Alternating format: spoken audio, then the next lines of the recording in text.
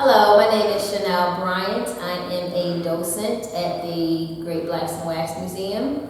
A docent is a person who basically goes through the museum and tells you about who the figures are in the museum. The first one I'm going to start on with is Shirley Chisholm. I am not the candidate of Black America, although I am black and proud. I am not the candidate of the women's movement of this country, although I am a woman and equally proud of that. If you are from Brooklyn, New York, you probably have heard of a lady named Shirley Chisholm. Before Barack Obama began as the first black president and Hillary Clinton ran as a candidate for the Democratic Party, there was Shirley Chisholm, who was both a black woman and both black and a woman. And the first woman, black or white, to run for president in a major party in the United States. Shirley Anita Hill was born on November the 30th, 1924 in Brooklyn, New York. Part of her childhood, she lived in Barbados with her grandparents. While she was receiving her education, she got a British education, so she also spoke with a slight British accent when speaking to her. And her parents worked during the Depression in the Bed-Stuyvesant neighborhood of New York and Brooklyn. While many African women were housekeepers, nannies, cooks, in the 1940s, Shirley Chisholm was getting her bachelor's degree in Brooklyn College in sociology. And 3 years after that, she got a master's in early childhood education. A reorganization in her neighborhood convinced her to run for Congress. Chisholm roamed the new district in a sound truck and pulled outside of housing projects with a loudspeaker, announcing, "Ladies and gentlemen, this is Fighting Shirley Chisholm coming through." Shirley Chisholm became the first black U.S. Congresswoman in history as a representative of New York. And in January of '72, she became the first black person to run for the nomination of the Democratic Party ticket under the phrase "unbought and unbossed." From the beginning, nobody took her seriously as a candidate. Her main supporters were just black women, so black men, and white women were not supporting her. Her biggest opponents, of course, were white men. In fact, the biggest opponent of her was George Wallace, who was a segregationist in the South, who said segregation now, segregation forever.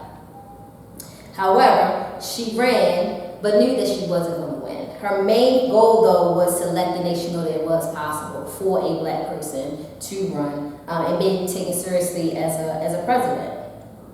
Her run for president was made even harder by racists who wrote the N-word on her campaign posters and left threatening messages to her. Chisholm died in 2005, 3 years before the United States would have its first black president.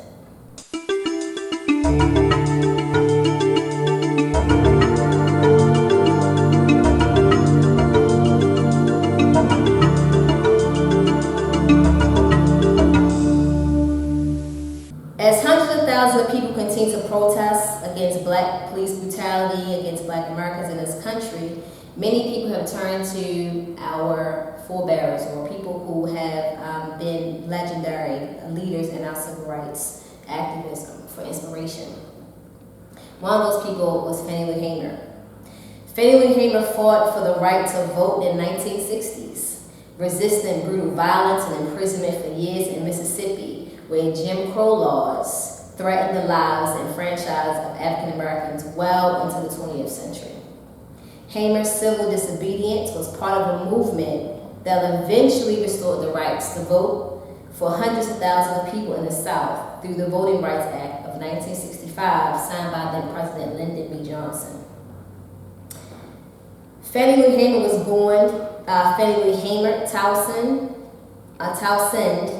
on October 6, 1917 in Montgomery County, Mississippi, the youngest of 20 children. Her parents were sharecroppers in the Mississippi Delta area. And Hamer began working on the fields when she was only 6 years old. Eventually, she dropped out at 12 to work full-time to help her family. And then in the summer of 1962, She made a lifelong changing decision to attend a local meeting held by the Student Nonviolent Coordinating Committee called SNCC, who encouraged African Americans to register to vote.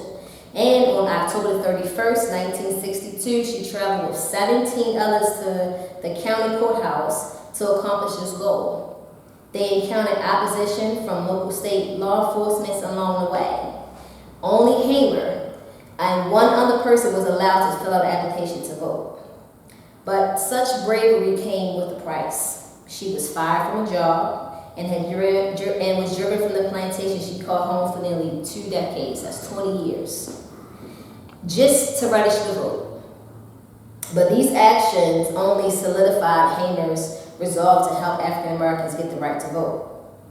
According to a New York Times article, she said, "They kicked me off the plantation, they set me free. It's the best thing that could happen. Now I can work for my people." Hamer became a community organizer for SNCC in 1962 and dedicated her life to fighting for civil rights.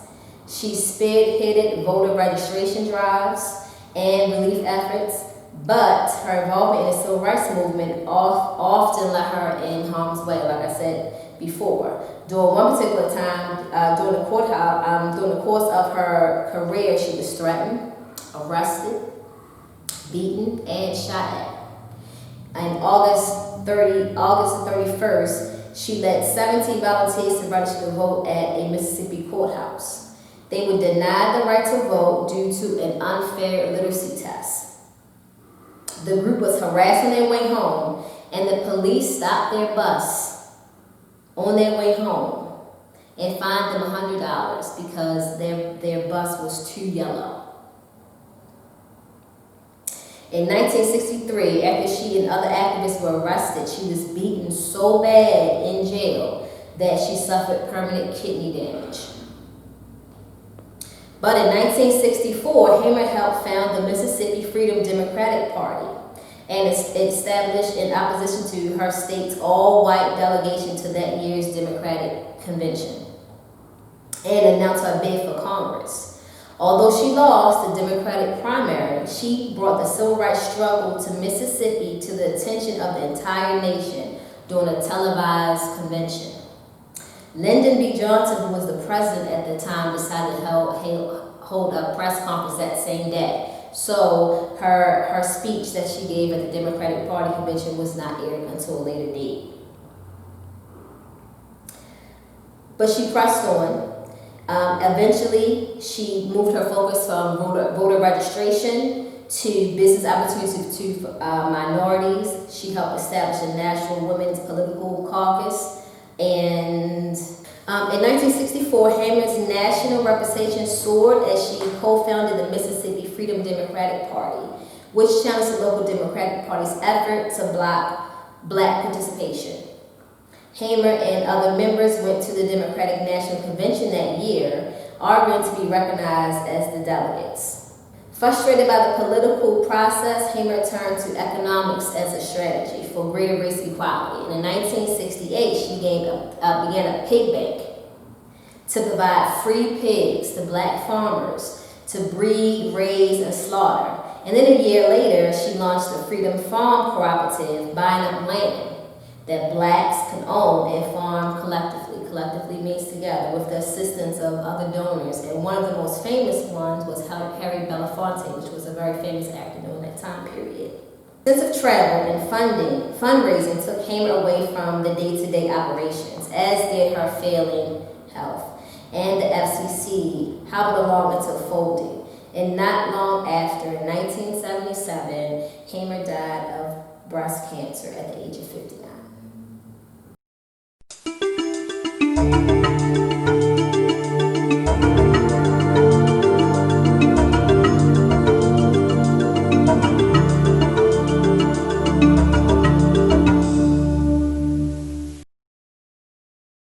Seeking no favors because of our color, nor patronage because of our needs, we knock at the bar of justice and ask for an equal chance. Mary Church Tyrell. Although activist Mary Church Tyrell was perhaps most known for her fight against racial segregation, She was also outspoken advocate for women's suffrage. She was born in Memphis, Tennessee during the U.S. Civil War, 2 years before the Civil War was over, to well-to-do parents. Tyrell became the first African-American woman to earn not only her bachelor's but her master's degree. As part of the black upper class, Tyrell used her social position to champion racial and gender equality. Tyrell moved to Washington, D.C. in 1887 to teach. And after 2 years touring Europe from 1888 to 1890, she returned to the nation's capital, where she lived until her death in 1954. Meritorious Tyrell was forced to quit her job because of laws prohibiting married women to work. And in 1892, Tyrell helped form the Colored Women's League in Washington, D.C. Women's clubs were an important way for African American women to improve the health, education, and welfare of their communities. In 1896, more than 100 black women joined the clubs together to form the National Association of Colored Women, referred to as NARC. This was before the NAACP, which is the National Association for Advancement of Colored People. Tyrell was a founding member and served as its president from 1896 to 1901. And during her presidency is when she became involved in the women's suffrage movement.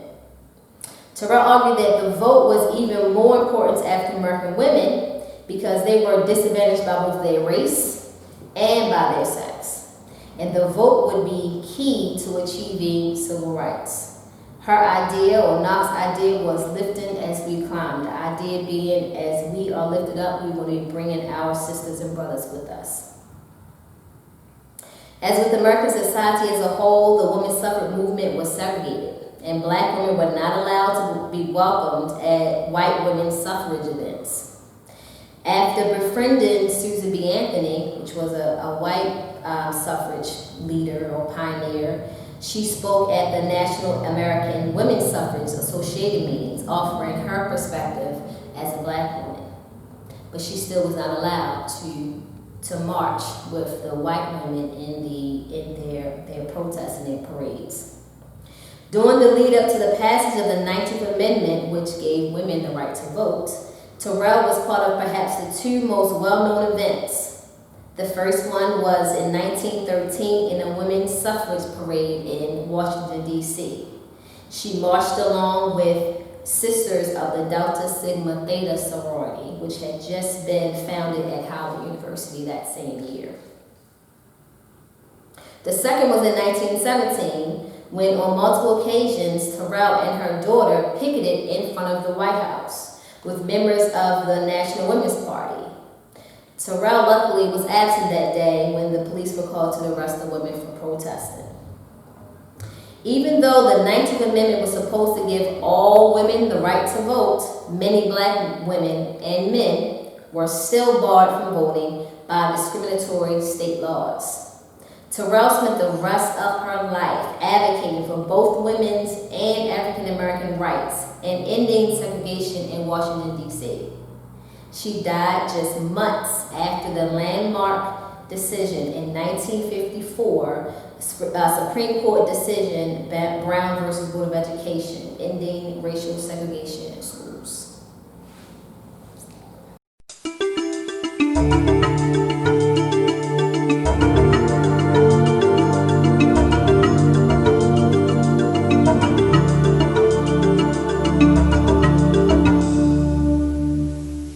One of the 20th century most powerful and celebrated advocates for civil rights and suffrage was born in 1875 on a cotton farm near Maysville, South Carolina. Mary Jane Mcleod was the 15th of 17 children of former slaves. Samuel and Patsy Mcleod, driven by an early personal belief in the power of education, Bethune secured scholarships to Scotia Seminary in North Carolina and Moody Bible Institute in Chicago, where she was the only African American student. Among her many pioneering educational strides, Bethune fulfilled a dream to open up a school for African American girls in Florida in 1904. Under her leadership and unswerving dedication, the Daytona Normal and Industrial Institute for Negro Girls grew from a bare house with a makeshift cardboard box desk serving only 5 students into a 32-acre, 14 buildings and 400 students. In 1923, the school merged with the Cookman Institute for Men of Jacksonville and became Bethune-Cookman College. Her home on the campus is a National Historic Landmark.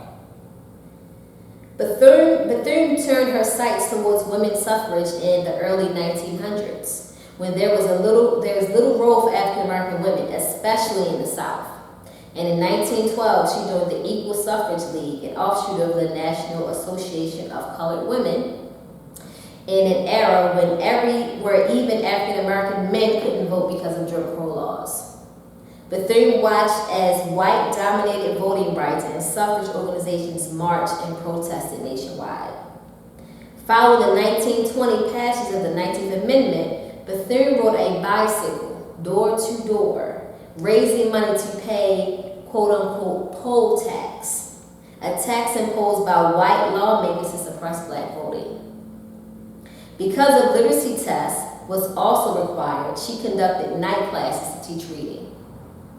When 80 members of the Ku Klux Klan, or KKK, threatened to burn down her school, Bethune held an all-night school front vigil with a groundskeeper and some of her students. The Klan backed down, and Bethune led a procession of 100 African Americans to the polls to vote for the very first time in Daytona mayoral election. The story of her defiance of the KKK spread, and Bethune became a popular speaker for the rights of African Americans.